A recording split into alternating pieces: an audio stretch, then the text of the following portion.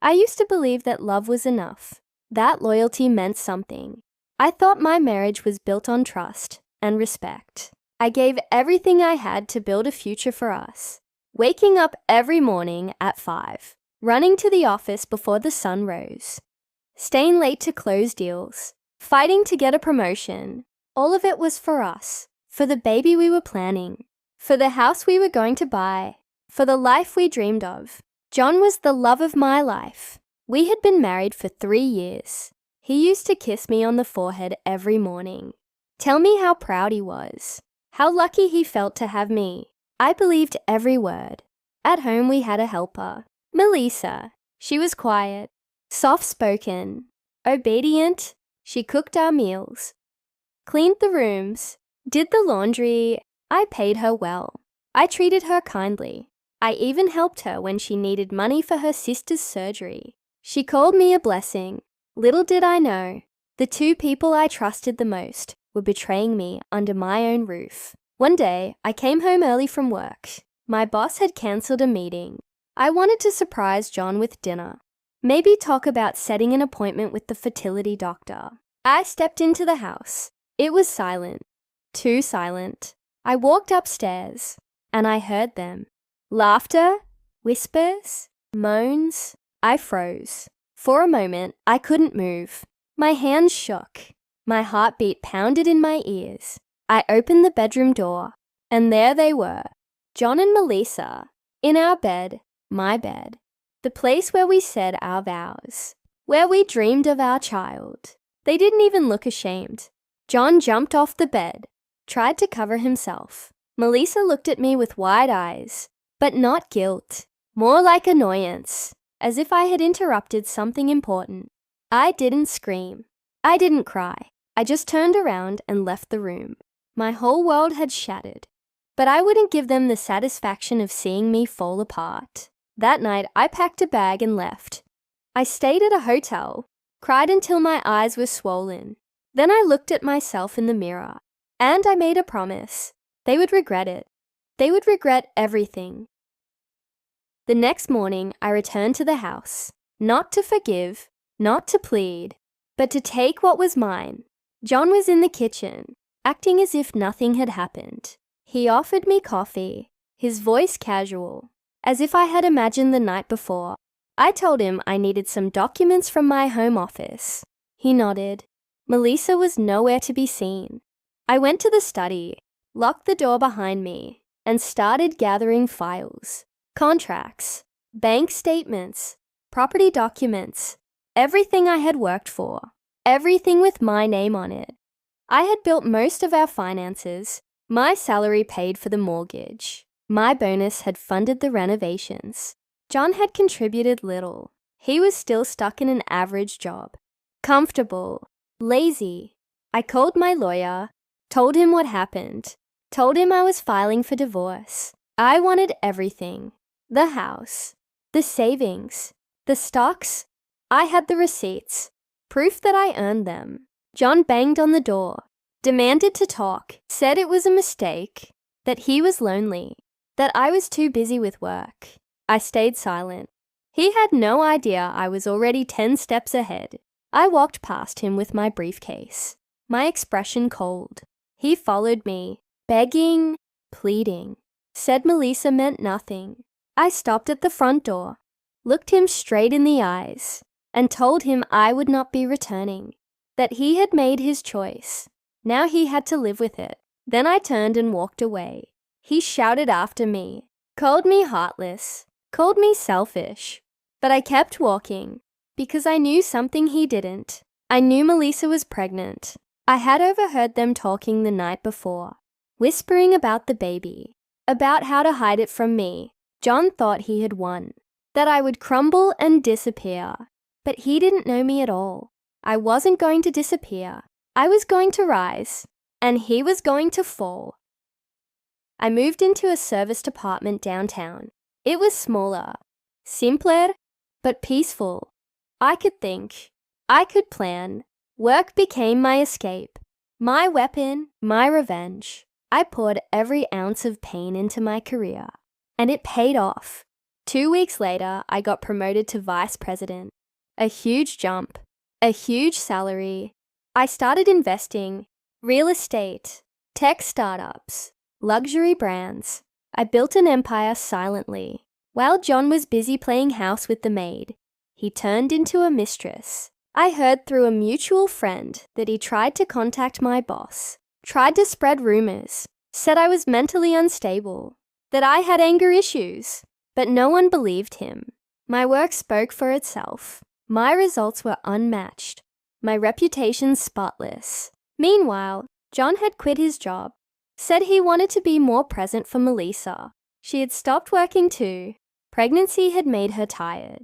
Moody. They were both jobless, living off the little savings he had left. He had no idea I had already frozen the joint account. My lawyer made sure of that. Everything he touched now came from credit cards.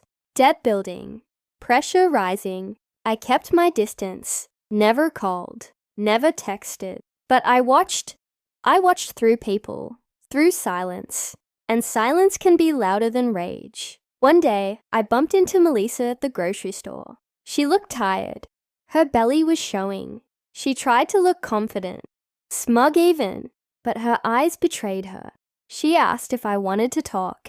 I said there was nothing to say. She said John missed me, that he cried sometimes, that maybe I should forgive him. I smiled, a calm, cold smile, and told her I hoped the baby looked like him, so she would remember every day who she had ruined her life with. Then I walked away, leaving her frozen in the fruit aisle, holding her belly, holding her regrets. I went home, opened a bottle of wine, and wrote another chapter of my comeback, because I was just getting started. 3 months passed. The divorce was finalized. The house was officially mine. John refused to leave at first, but the court order was clear. He had no rights to stay. One rainy morning, the police came, evicted him, watched as he packed his things into trash bags. Melissa stood beside him, soaked, miserable, 7 months pregnant, holding a broken umbrella. I watched from my car across the street, sipping coffee, warm, dry, free. He tried to call me that night, left voicemails, apologies, excuses, memories. I deleted them all. I focused on myself, joined a gym, hired a personal trainer, lost weight, gained strength, confidence. People started to notice. Clients, colleagues, even strangers. I was no longer the tired wife working overtime for someone else's comfort. I was the woman who had rebuilt herself from ashes. One evening, I was invited to a networking gala. Wealthy CEOs, investors, executives. I wore a black dress. Simple, elegant, powerful. There I met Daniel, a private equity firm owner, sharp mind, gentle eyes. He listened when I spoke, not just with his ears, but with respect. We talked for hours, exchanged numbers, met for coffee, then dinners, then weekends away. He never asked about John. He only asked about my future, what I wanted, what I deserved. Meanwhile, John was drowning. He lost the car. The credit card stopped working. Melissa gave birth in a low-budget clinic. No flowers, no visitors. He tried to sue for half of everything, but my lawyer laughed in his face. The judge dismissed him in minutes. He underestimated me. They both did, but now I was living in a penthouse, planning international expansions, wearing designer suits, walking into rooms where people stood up when I entered, and all he had was a crib in a 1-bedroom apartment he could barely afford.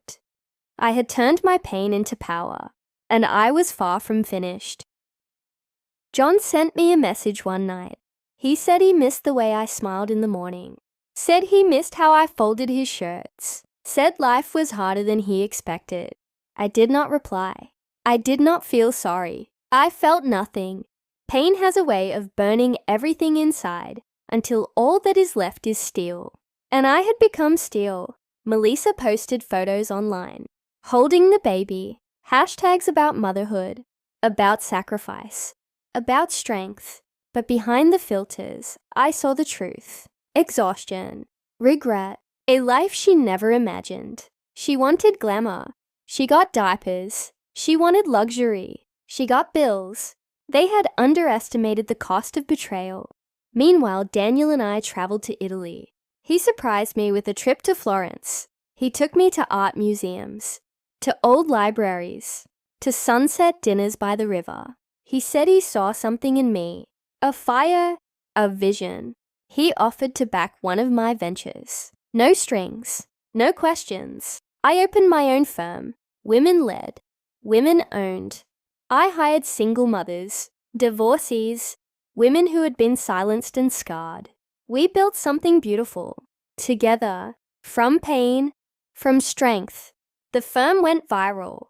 Media covered our story. Investors flooded in. My face was on magazine covers, not as a victim, but as a visionary. John saw one of those magazines. He sent me a voice note. He said he barely recognized me, said I looked powerful, said he wished he had supported me more. I forwarded it to my lawyer. We filed a restraining order. He was no longer part of my life, not even as a memory I wished to entertain.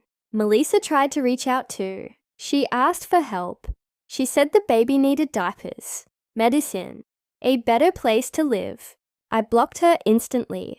Choices have consequences, and betrayal is a choice. I was no longer the woman who sacrificed everything for others. I was the woman who chose herself every single day, and that was the most powerful decision I had ever made. 1 year after the divorce, I was invited to speak at a global business conference. It was held at a luxury hotel downtown. Hundreds of people in attendance. CEOs, thought leaders, media. I walked onto the stage in a white suit. Confident, calm, unshaken. I shared my story. Not the betrayal, but the rise, the struggle, the decisions that rebuilt me. People clapped. Some cried. Many came to shake my hand afterward. Among the crowd I saw him, John, standing in the back, looking thinner, older, like life had drained the color from his face.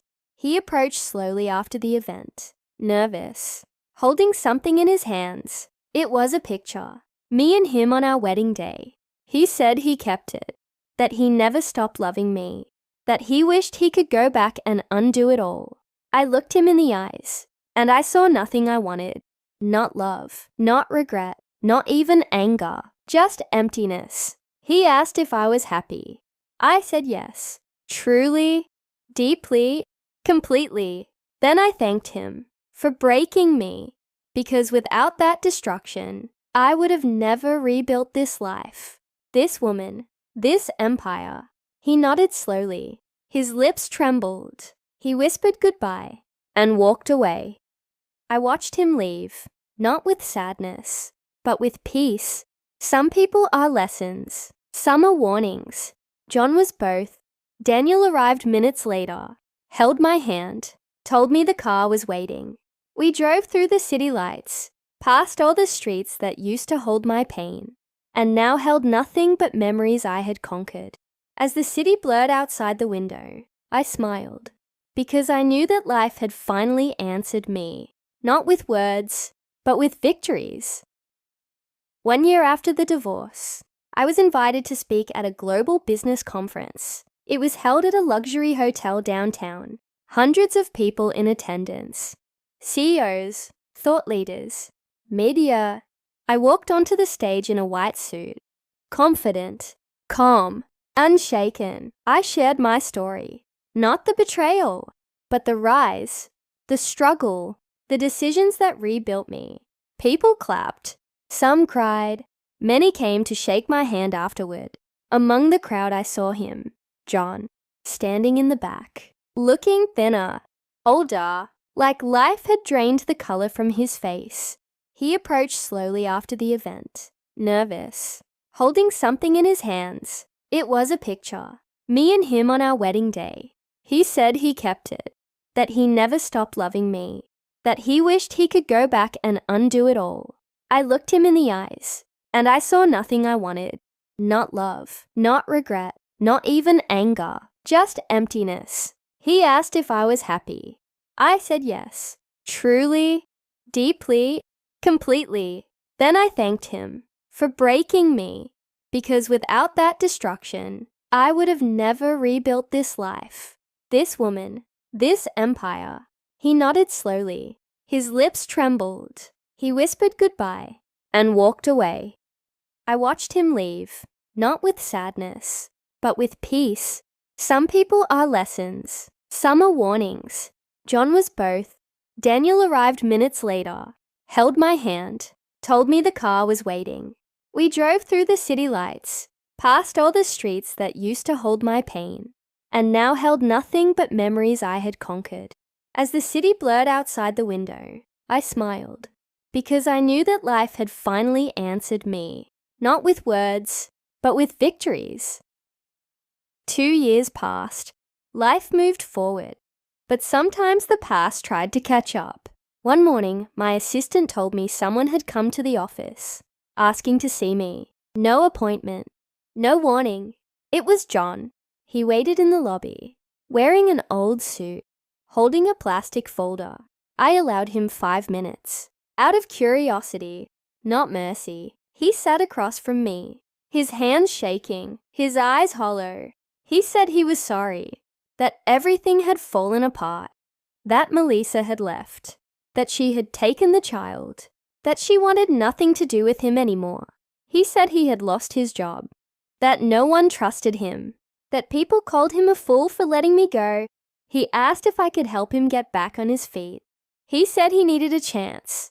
I listened, expressionless, detached. Then I stood, walked to the window, and looked out over the city I now ruled. I told him he had already received his chance, and he threw it away for a fantasy that crumbled in the daylight. I told him I had nothing to offer him, that everything he could have had was long gone, and now it belonged to someone else. He begged, said he had changed, said he had learned, but some lessons come too late, and some bridges never rebuild. I asked security to escort him out, politely, firmly. As he walked away, I felt no triumph, no joy, just confirmation that choosing myself was the best decision I ever made. Later that night, I told Daniel about the visit. He asked if I was all right. I smiled, said I felt lighter than ever. We toasted to the future, to the peace we built, to the scars that turned into strength. The past had knocked, but I did not open the door, because I had already walked through a better one. Months later, I received an invitation. It was from a university. They wanted me to give a keynote speech for their graduating class. They said my story inspired their students, that I represented resilience, reinvention, redemption. I accepted. On the day of the speech, I stood before hundreds of young faces, eyes full of hope, dreams still untouched by betrayal. I spoke about ambition, about failure, about rising when the world tries to bury you. I told them that sometimes the people closest to you will be the ones to wound you. That loyalty can be misplaced. That silence can be more powerful than revenge. After the applause, a young woman approached me. She said she had just left a toxic relationship, that she felt lost, that my words made her believe she could start again. I hugged her, told her she already had. Later that night, I sat on the balcony of our home, the lights of the city below twinkling like stars. Daniel brought me tea, wrapped a blanket around my shoulders, kissed my forehead. I leaned into him, felt the comfort of love that asked for nothing but presence. Suddenly my phone buzzed. An unknown number. A message. It was a photo of John, alone, sitting on a bench, looking aged, defeated. No message, no explanation, just an image of what he had become. I deleted it without hesitation. Pity had no place in my heart. I had outgrown the space where he once lived and filled it with purpose, with healing, with joy. I looked at Daniel, at the life we had created, and I knew that I had not just survived. I had won. Years passed. Seasons changed, and so did I. The pain that once controlled my days had vanished, replaced by peace, by purpose, by power. My company became one of the top firms in the country. We expanded to 5 more cities. We mentored thousands of women, built shelters, funded education, transformed lives. I was invited to speak at the United Nations, to share our mission, to show the world what happens when a broken woman refuses to stay broken. On stage, I stood tall, not as a victim, not as a survivor, but as a creator of my own destiny. After the event, I walked through a garden nearby, alone, the wind soft against my skin, the sun warm on my face. I thought of the woman I used to be, the one who cried in silence, who gave everything and was left with nothing. I whispered thank you to her, because without her strength, I would not be standing here. I no longer needed revenge, not because they did not deserve it, but because I had risen so far beyond their reach. Their names no longer had weight. Their faces no longer had meaning. John was just a shadow now. Melissa, a distant blur. They had faded, and I had flourished. Daniel met me at the entrance, took my hand, said he was proud of me. I smiled, not because I had proven anything to the world, but because I had proven everything to myself. We walked away together, not into a perfect life, but into a real one, built from pain, carved by truth, fueled by strength, and above all, owned by no one but me.